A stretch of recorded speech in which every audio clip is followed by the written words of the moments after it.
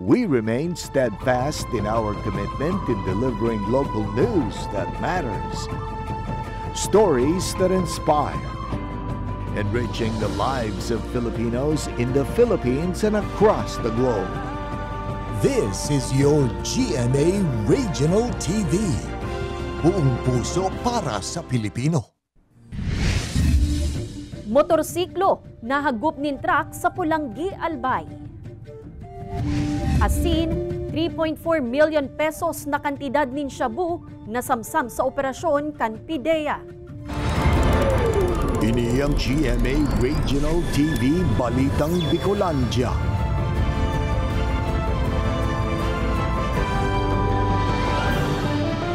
Diyos marhay na hapon mga kapuso, uni na ang Balitang Bicolandia. Hatud miyan pinakadarakula asin pinakabagong mga bareta sa Kabikolan.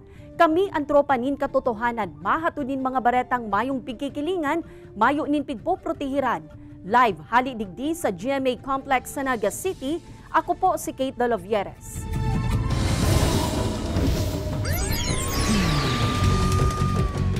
Siyam na drug personalities ang napasakamot kan mga otoridad sa magkakasuhay na anti-illegal drug operation sa man-ibaybang lugar sa Bicol Region.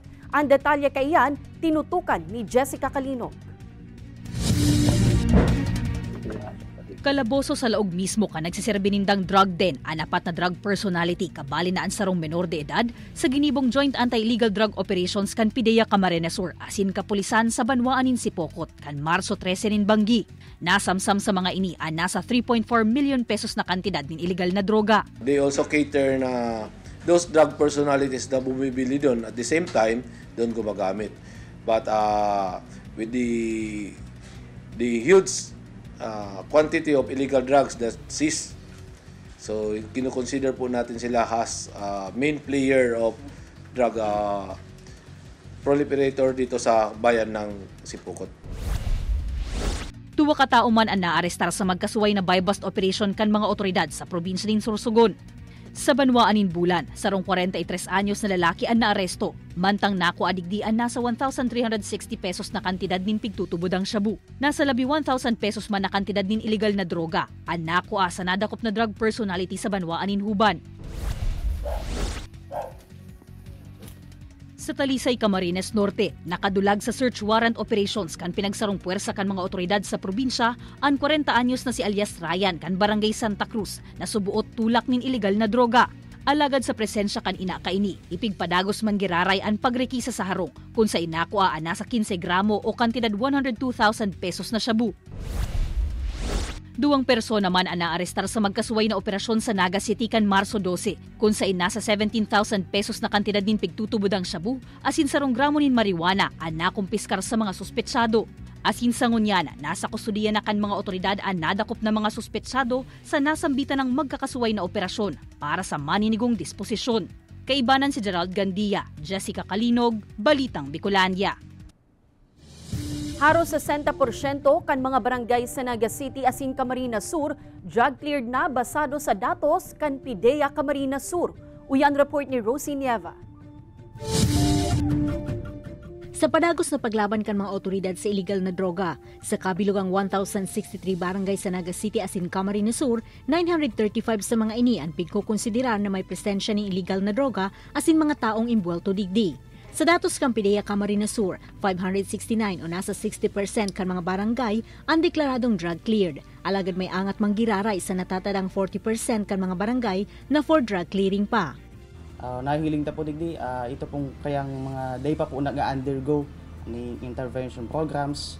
Yung sa tuyong mga PWOODs is uncooperative pa din po sila. And during intervention programs po nila, may nagpa-positive pa din po na mga PWOODs. May posibilidad man subuot na may mga opisyales o empleyado kan barangay na imbwelto sa illegal na droga, kaya di pa nakakausad ang drug clearing. Alagad for validation pa subuot ang impormasyon na ini. Sa Naga City, antas ang barangay elections, may noted na nagkandidatong barangay officials na imbwelto sa illegal na droga, alagad di naman subuot ng gana. Ang sabi ni PIDEA, sir, kung mayroon kaming probability na mayroon na naman siyang nag-surface ng mga barangay official, randomly sir, we have to conduct. Ipopropose nila kay City Mayor that of course with in tandem kay City Local Operation Officer, yung ating DAAG, to have their random test, drug test, sa mga ito. Sa Banuanin, Pamplona, nanindugan man si Liga President Dennis Tarusanan na enot ng nalinig ang linyada kan gabos na opisyales kan mga barangay sa Banuaan, alagad nasasakitan talaga sinda sa drug clearing. Apat pa sana sa 17 barangay ang drug cleared. Puno rin lang po maisip na ipaarapod sa mga PWODs ta. Ngunyan kami man po mga kapitan, sinisibot man magparahanap-hanap na nasiba po nagtatrabaho construction sa Manila. Ngunyan ang pakiulay man po itong mga PWODs ta. Mahalo ng pamasahe, madyan lang kami para mag-report. Dapat po ngayon, manindo kami pagkakataon na kung nakaprograma na po ngayon araw kaning bulan, nangarag kami, di man naghahali. Sigun sa PDEA Camarines Sur, sa ngunyan da ipaposible ang duro-diretsong intervensyon ta nakadepende sa screening, brief intervention, and referral to treatment training kan rural health units and schedule kaini. Ini si Rosie Nieva, Balitang Bicolandia. Motorsiklo nahagupkan sarong truck sa Pulanggi, Albay, mag-ama na sakay kaini irido. Mantang duwa ka tauman ang lugadan sa salpukan kan motorsiklo asin tricycle sa Calabanga, Camarines Sur. Uyan report ni Don Jimenez. Pasado alas 5:30 nin aga kan Marso 13 may hilingan pag-agi kan mga lunadan sa tinampong inikan barangay Ubaliw, Pulanggi, Albay. Aban-aban pa bigla na sanang nahagop kan nag-aging truck ang pigsusundan ka ining motorsiklo. Irido ang 55 anyos na padre de pamilya asin ang 17 anyos na aki kaini na lunad kan motorsiklo na tulos man na pigrespondihan kan mga otoridad asin idinalagan sa ospital. Parehong direksyon ang pigbabaybay kan duwan lunadan kung sain pasiring kuta na ang truck sa ginubatan mantang diretso sa Legazpi City ang motorsiklo. Tulos man na pigkustudiya kan mga otoridad ang driver kan truck para sa manindigong disposisyon. Naghanap po siya ng ma-overtakean po daw sa langani si truck na nag-try mag-overtake sa right side. So dagit niya yung motorsiklo na magsakay kayo ng mag-ama. Kaya yun po naging biktima ta sa duwa po. Aminado man ang kapitan ng barangay na accident-prone area talaga na sambitan ng lugar. Tinawag pansin naman po natin to sa mga departamento like po sa DPWH. Nilagyan na nga po nila to ng mga yung rambling strips, ng mga warning device, mga signages po para po magbigay ng babala. Still po talagang accident-prone lang po itong nasasakupan namin po. Pasado alas 9:15 man kan subanggikan magsapo nin lugad sa lawas ang duwang persona makalis na magbanggaan ng motorsiklo sin tricycle sa highway kan barangay San Francisco, Calabanga, Camarines Sur. Sa report kan PNP, nag-overtake ang tricycle sa pigsusundan ka ining truck na naging rason para makabangga ini sa kasabatan ng motorsiklo. Nadamay pa sa insidente ang nakaparadang pickup sa gilid kan tinampo. Nagsapo nin lugad sa lawas ang rider asin pasahero kan tricycle na tulos man na idinalagan sa ospital. Sa ngunya nagkasundo naman subuot ang mag-ibong na lado. Ini si Don Jimenez, Balitang Bicolandia. Sarong lalaki sa Banuanin, Pili, Camarines Sur, ang pig-aragapan kan mga residente asin otoridad makalis na mawaranin malay huli sa init kan panahon. Adjustment sa oras kan pagtrabaho sa irarum kan init kan saldang pigpapautob sa pirang construction workers sa Banuaan. Ang iba pang detalye kay ni aramon ta live kay Jessica Kalinog. Jessica.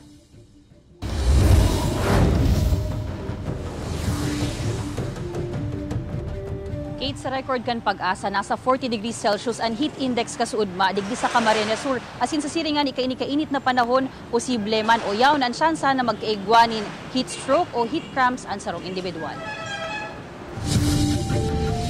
Tulos na inagapan kan mga otoridad asin mga residenteng nasa may tungod kan Pili Central School ang sarong lalaki na nawaranin malay mantang nagmamaneho kan sa iyang van. Pasado alas 10:30 nin aga kasuudma, Marso 13. Nakabangga man ininin para padyak kan mawaranin kontrol sa manibela. Sigun sa Pili PNP, diabetic ang lalaki na posibleng rason kaya ininawaranin malay sa tahaw kan mainit na panahon. Ang naglalaway na siya tapos nagigilid-gilid. Pag-alsa niya siya, alis sa manibela pa naman sa gilid, sigpatukaw, pinahaluan. Kaya pa siya nakakataram, nabulol na siya. Pagpakalmami lang muna siya. Dito siya ma'am, sobrang init po. Naparanas po siya ng silibis niya. Sa record kan pag-asa, nagpakol sa 40 degrees Celsius ang heat index sa Camarines Sur kasuudma. Pareho man ang heat index forecast mo niya na aldaw hasta sa Biyernes sa probinsya, pati na sa Catanduanes asin Masbate. Enot ng pigpaliwanag kan Pag-asa na sa siring kainikahalangkaw na heat index, posible ang heat cramps, madaling mapagal, asin may tsansang ma-heat stroke, depende sa exposure sa init. Ang mga nasa construction, iyuan haros pirming exposed sa init kan aldaw mantang sinda nagtatrabaho. Kaya sa construction site na ini nasakop kan safety advisor na si Ariel Magistrado, may adjustment man na pigpapautob para sa saindang workers. More on pag-udto na, gabos na sinda sa laog. Tapos kulang pa man kayang work na ginigibo sa luwas. Kaya po, iyon, nababanga-banga man ang mga worker, ang trabaho ninda. 11:30 nin udto hasta 1:00 nin hapon ang break time kan workers. 8 a.m. to 5 p.m. ang working hours digdi. Pigre-rekomendaman ngunya ni Ariel sa saindang operations division na iisog ini sa 7 a.m. to 4 p.m. nganing makapuo na kan trabaho mantang bako pagayong mainit ang panahon. Pag amay po kaya kami nakapuon ma'am, mas dakol po ang nagigibuhan may magtrabaho kaysa mainit na po kami magpuon. Pag mainit po ma'am kaya dikit na sa po ma'am. Pag mainit na ma'am kaya po kami magpahingalo. Dahil man sagada na ano. Dahil man po kaya na dahil magdodiskanso. Mainit ma'am. Sigun sa Department of Labor and Employment o DOLE Bicol, pwedeng magpautob nin alternative working arrangement ang employers huli sa mainit na panahon basta may pag-uyon digdi an sa indang mga empleyado.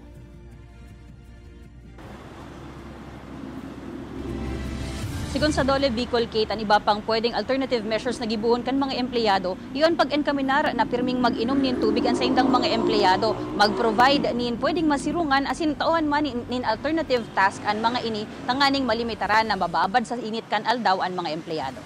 Kate? Jos Mabalos, Jessica. Ano mga senyalis na anggot na si mama mo o si papa mo? Kapag toninong na po, kapag di na nagigirong. Pag pag di na na dodrawing ang muka. Pag nangungurahaw na po. Ma'am, ano mga senyalis na anggot na si mama mo o si papa mo? Chinachat na pong mag-uli. Malakas ang boses nila. Tsaka minsan irritable sa paglilinis o kaya magtatrabaho sa bahay. Pinaparinig sa iyo. Ini ang GMA Regional TV Balitang Bicolandia.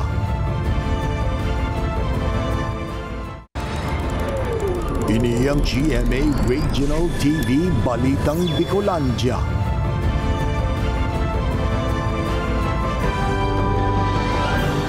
Prakasado ang pagtukaw kan bagong Indigenous Peoples Mandatory Representative kan tribong Manides sa Sangguniang Bayan kan Kapalonga, Camarines Norte. Si Ruben Crisostomo ang napili na maribay sa dating IPMR na si Jocelyn Monteagudo. Alagad hasta sa ngunyan, di pa ini nakakatukaw sa pwesto, huli tamayo panin pondo ang LGU para sa sahod asin iba pang benepisyo sa IPMR.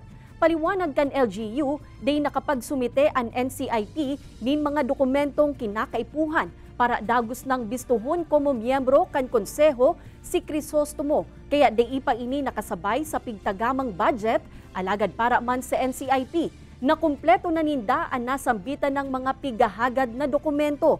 Enot naman na ipinaapod kan Sangguniang Panlalawigan ang mag-ibong na lado para mapag-ulayan asin dagos ng masolusyonan ang problema.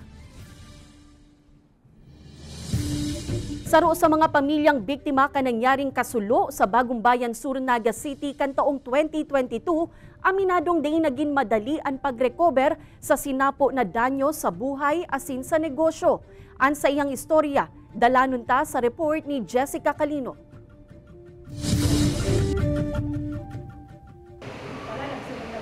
Haros pirmitang nadadangog na mas maray na daang mabiktima nin bagyo kaysa nin kasulo. Ta sa bagyo, pwedeng may matada papaglihis kan maraot na panahon. Alagad kun masuluan, haros mayong maisasalbar sa mga gamit mo. Ang 39 anyos na si Ratcliffe, 11 taon subuot antes na nakarecover asin nakatindog liwat sa sadiring mga bitis. Mayo 19, 2022, kanaan sa indang naiistaran, pati naan sa indang tindahan sa Barangay Bagong Bayan Sur, Naga City. Makabali sa mga nadanyiran kanda kulang sulo na nagbungkaras asin kuminakan sa tulong magkataraid na compound sa lugar. Grabe. Talagang drop to the bottom. Emotionally, mahirap. Lalo-lalo na ako kasi dugo at pawis talaga binuhos ko dito sa negosyo na nasunog. Makalihis ang kasulo, haros sarong bulan pang dain nakatrabaho si Ratcliffe, uli sa second-degree burns na sa iyang sinapo sa insidente. Dakulang pasasalamat maninda na may mga nag-extender nin tabang sa saindang pamilya, urog na sa saindang mga aki. Kan marahay, enot na inasikaso ni Ratcliffe ang basic needs kan sa iyang pamilya, hasta September 2023 kan makamok na naliwat siya ni negosyo. Kapit lang sa Diyos, yun yung una kong tapos wag mo nang hanapin yung wala, hanapin mo lang yung kung ano yung nandyan pa, yung natira. So doon ako nag-start. So syempre nasunugan ka wala talagang so from family na nandyan pa, tumutulong, at mga kaibigan, tapos sa skill mo. So yun lang, doon ako nag-umpisa tumingin ako sa sarili ko, ano pa bang natitira sa akin. Ang nangyaring kasulo kan 2022, iyuman ang rason kan piguhurot na fire auxiliary group sa Lambang Sona kan Barangay Bagong Bayan Sur. By next week may kami, may naka-schedule na katong fire drill. Dawa mga hubin pa, dapat aram na din po ninda ang gigibuhon ninda pag may naaraman na may kasulo sa kataid na lugar o kataid na zona. Pirmi man subuot na kaandam ang Naga City Social Welfare and Development Office sa pagtaunin asistensya sa mga nasuluan. Apwera sa food and non-food items, 3,000 hasta 20,000 pesos na financial aid man ang pwede nindang itao sa mga apektadong pamilya. Depende iyan sa danyos. Iba pa ang asistensya halik sa DSWD Bicol. Sa tabang din po kang barangay officials, saka kang mga volunteers, may mga volunteers po kami, pigpapamonitor mi po kung talagang si financial assistance mi na serve si purpose. Nag-opresir manin psychosocial support ang DSWD para sa mga biktima nin kasulo. Alagad an hagad kan opisina kung kayang maibitaran ang sulo. Gibuho na ini kan Lambang Saro. Kaibanan si Gerald Gandia, Jessica Kalinog, Balitang Bicolandia.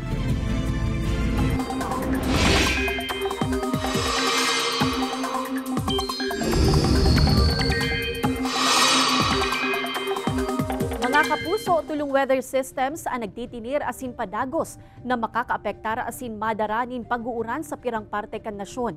Yan ang Shearline, Amihan asin Easterlies. Sigun man sa pag-asa posibleng magluya-liwat ang amihan sa mga masunod na aldaw, alagad posible man na may panibagong bugso liwat sa masunod na semana.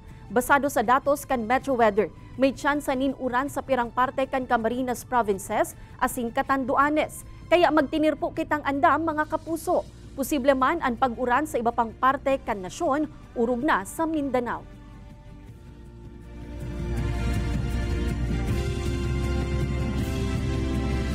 Basic self-defense ipigtukdo sa pirang kababaihan sa Naga City como proteksyon sa posibleng pangaharas asin pangaabuso na sa indang mae-enkwentro. Pag-ataman kan salud asin self-control, ipigtukdo man sa mga ini, tanganing maibitaran na maabuso ang sa indang nanudan na kakayanan. Uyan istorya ni Jessica Kalinog. Sa mga nakalihis na taon, nag-aabot subuot sa 600 ang mga nare-receiving reports kan Women's Desk kan Police Regional Office 5 dapit sa mga insidente nin panaabuso o panghaharas sa mga kababaihan sa rehiyon. Kaya piguhurot kan kapulisan na makanood ang publiko, partikular na ang mga kababaihan na madepensahan ang sa indang sadiri. Lalo ng mga kabataan na yan. Dahil sa ngayon, sa panahon na ngayon, alam naman natin yung situation, di ba? Hindi natin yung ma-prevent yung mga minsan pag naglalakad tayo, bigla na lang kang hinawakan, bigla na lang ihaharas. So ito, marami po silang matutunan dito at magagamit po nila.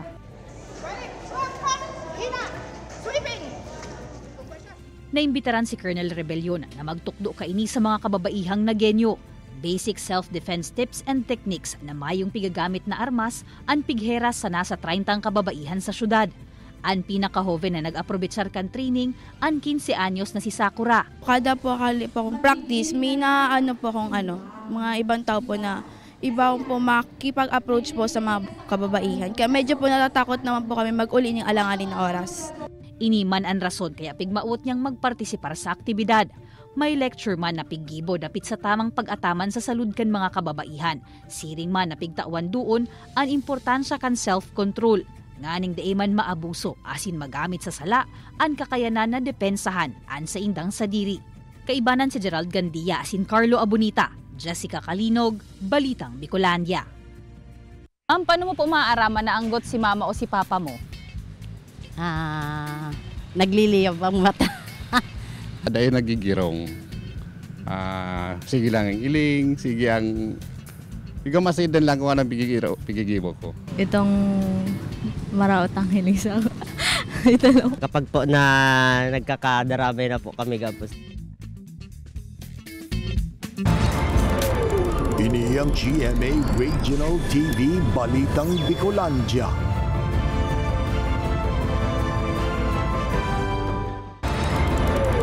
Ini ang GMA Regional TV Balitang Bicolandia.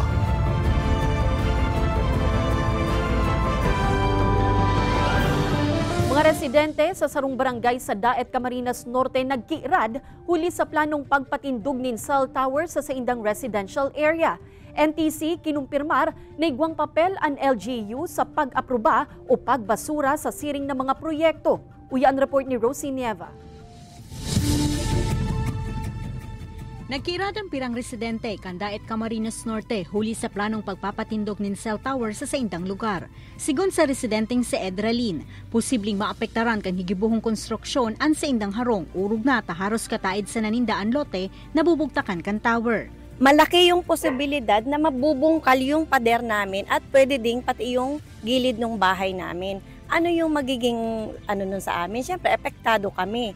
Sa parte man kang National Telecommunications Commission Bicol, maayo sa saindang jurisdiksyon ang pagtugot o pagkontra sa mga ipapatindog na cell tower. Nasa kamot subuot kan LGU ang diretso sa mga siring na issue, mantang ang Department of Health naman ang igwang poder na maghiling sa epekto kan radiation kaini na pwedeng makaapektar sa mga tao.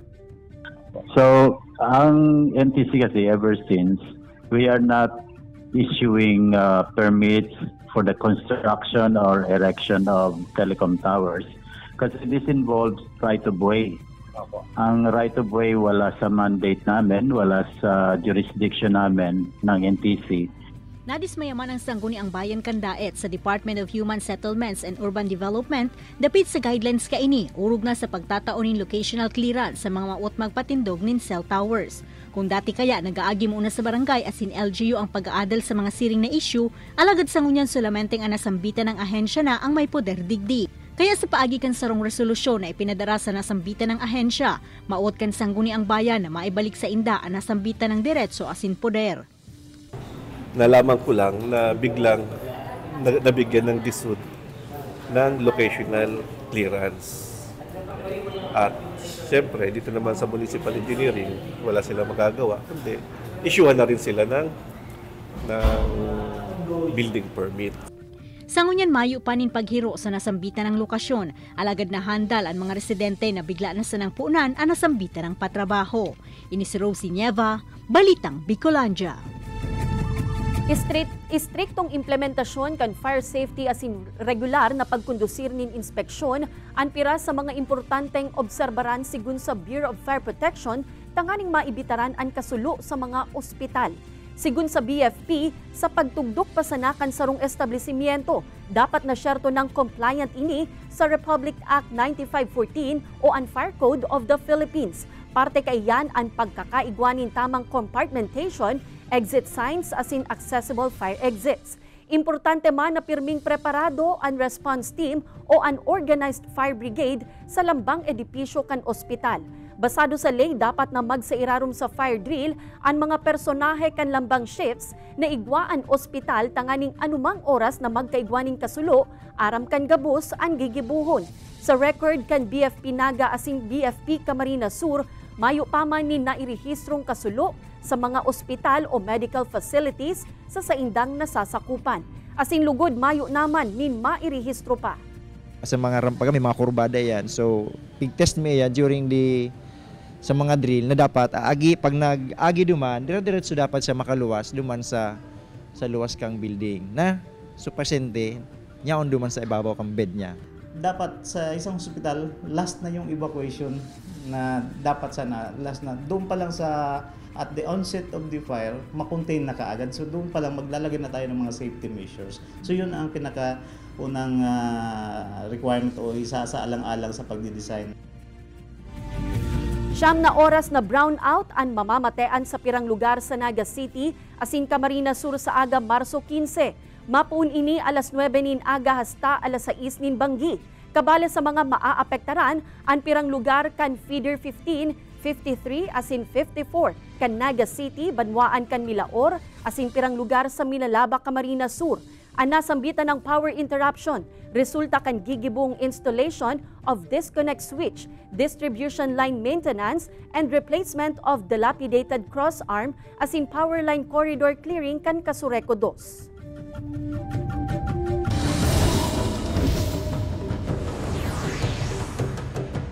Mga putaheng gibo sa karneng kambing pira subuot sa pigdadayong kakanon kan mga biyaherong Muslim sa Libmanan, Camarines Sur.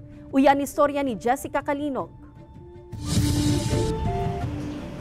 Pigahabol kan 47 anyos na si Mario na makaluto na kan sa indang mga panindang isira. Para ini sa piga-antisiparan na pagruso kan mga parakakan pag-abot nin udto. Ang main ingredients sa iyang lulutuon, karne kan kambing. Iniman ang bida sa haros kabus na putaheng sa indang ipigtitinda. Adobong kambing, sinampalukang kambing, kalderetang kambing, asin anbistado na papaitan. May mga putahe man nagibo sa manok, sira asin baka. Mga halal food na pigkukonsiderar na iyumang pigkakakan kan mga tugang nyatong Muslim.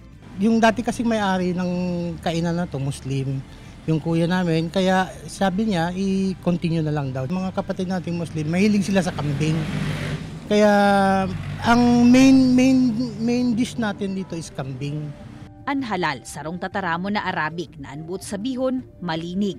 Para sa Muslim community sa Libmanan, mas paborable para sa inda kung ang nagpreparar o nagsaserve nin halal food. Parte man kan sa indang komunidad, urog nata may partikular na paagi kan preparasyon kaini. Ito po ay kinakailangan na hindi po na-tortured yung hayop.